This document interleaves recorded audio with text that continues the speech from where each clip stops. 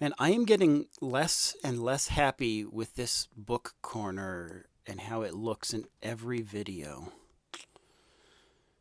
Hello, my tasty little friends. Welcome back. I'm going to be doing one of my rare book hauls. Normally, I don't buy books in like a large clump, especially, now that I can't go to bookstores and get tempted. So I just buy one book at a time. And you'll be, oh, sounds so cool. I want to read this. And I buy it and put it on my shelf and never read it. Or, oh my God, this is totally like similar to the thing I'm writing. I should research this. I need to learn more about this genre before I can write it. Then I buy it and put it on my shelf and never read it. You know how it goes. But, of course, Christmas is an exception.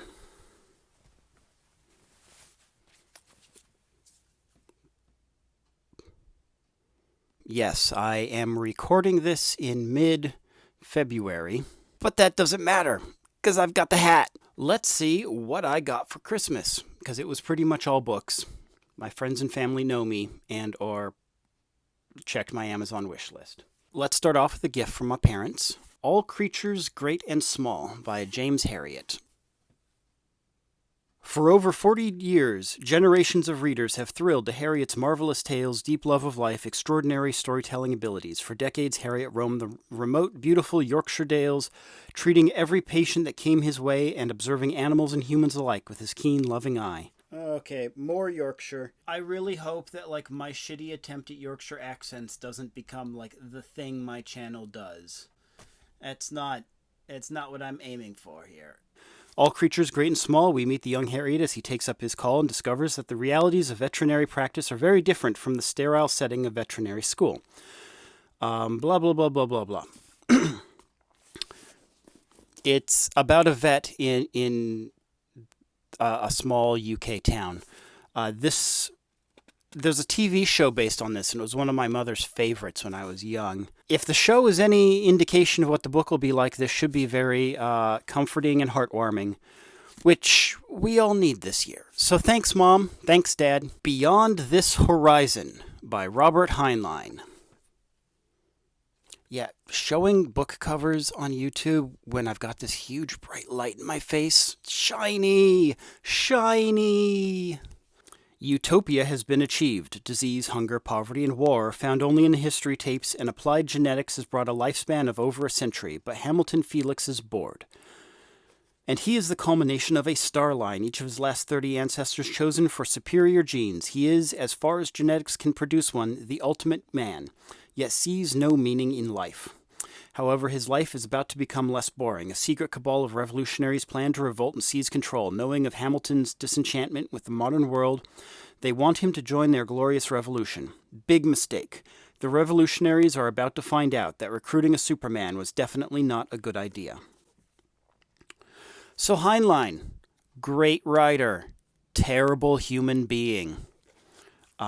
We'll see how I take this book then, because it sounds like it's going to be about his politics. But he was a really good writer. He made words good, so we'll see. I think that was also from my parents. I'm a terrible gift receivee that I often forget who things came from, but I'll try. She-Ra and the Legend of the Fire Princess by Gigi DJ Paulina Guneshow, and based on stories by Noelle Stevenson. Okay, if you haven't seen She-Ra and the Princesses of Power, go see it. It's amazing. It's like one of the best top 5 TV shows of all time. I'd still rate the Avatar series and Babylon 5 as better, but it's up there. That being said, how have I not read this already? Oh my God, I'm probably just going to spend this afternoon reading it. I think this came from my brother and sister-in-law. So, thank you, or thank whoever it did come from, because my memory is crap. The Dragon Champion by E. E. Knight.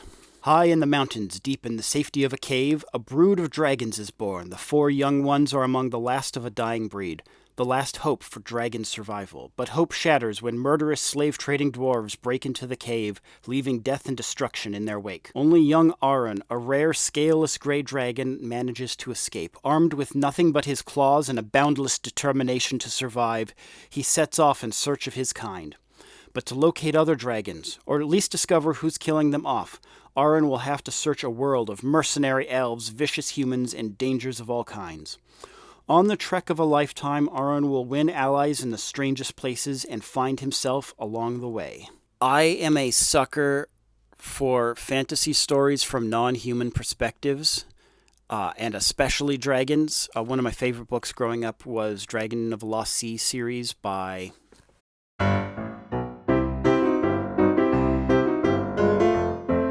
Lawrence Yep. So I should be a sucker for this one too. Thank you. I thank my brother again. The Blade Itself by Joe Abercrombie. This does not say what it's about on the back. I think this was actually a gift from myself. I am not seeing a description, but I'm pretty sure something about this book I saw and was like, oh, that includes a lot of themes that I want to do in my books. I should study it. But I can't remember what those were. So, moving on. Wild, From Lost to Found on the Pacific Crest Trail by Cheryl Strayed. At 22, Cheryl Strayed thought she had lost everything. In the wake of her mother's death, her family scattered and her own marriage was soon destroyed. 4 years later, with nothing more to lose, she made the most impulsive decision of her life. With no experience or training, driven only by blind will, she would hike more than 1,000 miles of the Pacific Crest Trail from the Mojave Desert through California and Oregon to Washington State. And she would do it alone. Told with suspense and style, sparkling with warmth and humor, Wild powerfully captures the terrors and pleasures of one young woman forging ahead against all odds on a journey that maddened, strengthened, and ultimately healed her. I don't remember. I think my parents actually got this for me now. Thank you, Mom and Dad.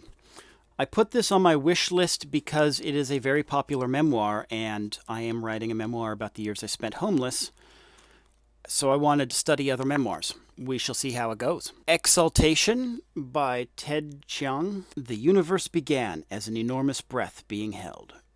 From the acclaimed author of Stories of Your Life and Others, basis for Academy Award nomination film Arrival, comes a groundbreaking new collection of short fiction, 9 stunning, original, provocative, and poignant stories. These are tales that tackle some of humanity's oldest questions along with new quandaries only Ted Chiang could imagine. In The Merchant and the Alchemist's Gate, Portal Through Time Forces, blah, blah, blah. It's a collection of short stories by famous author. I should say something about this. This also come from my parents or my brother. I don't remember. Oh, it says on the back that Barack Obama liked it. So that's a statement of some kind. Well, anyway. Yay for sci-fi short stories. I always love a good short stories are like they have their own sort of beauty to them. It's a medium that allows you to sort of get to the cool point and not have to beat around with character backstory and a lot of this other stuff that is also wonderful. It's also wonderful in a long novel, but sometimes you just want a story that you read it and you go, whoa. That's where the short story really is sort of the lightweight champion, sci-fi short stories in particular, when you really just want some new thought or frame of reference that blows your mind. Moving along. Out of the Silent Planet by C.S. Lewis. The first book in C.S. Lewis's acclaimed space trilogy, which continues with Perelandra and That Hideous Strength. Out of the Silent Planet begins the adventures of the remarkable Dr. Ransom. Sometimes you gotta name a character Dr. Ransom without being a comic book. Sometimes you just gotta. Here, that estimable, is that even a real word?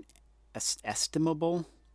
Shouldn't it be esteemable? Okay, go into the dictionary later. Here, that estimable man is abducted by a megalomaniacal physicist and his accomplice and taken via spaceship to the red planet of Malacandra. The two men are in need of a human sacrifice, and Dr. Ransom would seem to fit the bill. Pro tip, if you're looking for human sacrifices, don't abduct doctors. People tend to notice when they're missing. Once on the planet, however, Ransom eludes his captors, risking his life and his chances of returning to Earth, becoming a stranger in a land that is enchanting in its differences from the Earth and instructive in its similarities. First published in 1943, Out of the Silent Planet remains a mysterious and suspenseful tour de force. Okay, I know I put this on my wish list for a reason. And that back title did not tell me what the reason was. And it might have just been that I really like the Iron Maiden song named after the book, but I feel like there was some theme or something that I really wanted to like see firsthand from this, but I can't remember what it is because I bought millions of books for that reason, and I've got a problem. All right, home stretch. These are all from my cousin for a family gift exchange. Einstein, His Life and Times, which I think was... No, it's not because I wanted to read memoirs, because this isn't a memoir. It's a biography by Walter Isaacson. I forgot. But there was something... someone recommended this in the same vein as the... Surely You're Joking, Mr. Feynman, about just sort of an amazing person who amazings himself through life, and that it's very inspirational. I think that's why I put this on my wish list. Thank you, Cousin Tate. The Artist's Way Starter Kit. This is one of many books I've on my wish list that I want to read because it's about how to be a better writer, and I want to be a better writer. Oh God, do I want to be a better writer? This is surprisingly a very like textbooky looking. There's like two things wrapped in plastic here.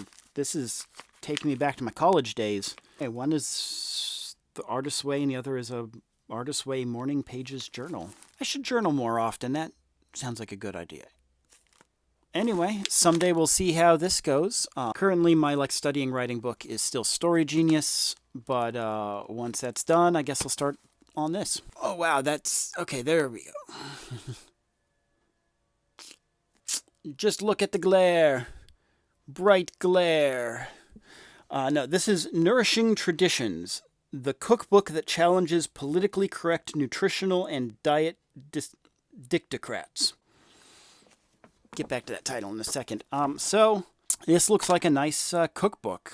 It has a lot of recipes I might try out. It talks a lot about basically like why your body does food certain ways, why health food is actually healthy. It seems to focus a lot on what I would consider hipstery foods. There's like a whole thing about like kombuchas and stuff. A lot about eating organic, eating clean, which, you know, is probably good for you. I do not disagree with everything I've seen while glancing through this book. From my previous readings on diet and my own personal experiences with diet, I've found that modern and processed foods are just not, or overly processed foods are just not handled very well by our bodies, and going back to something more quote-unquote natural is actually pretty good at improving my health.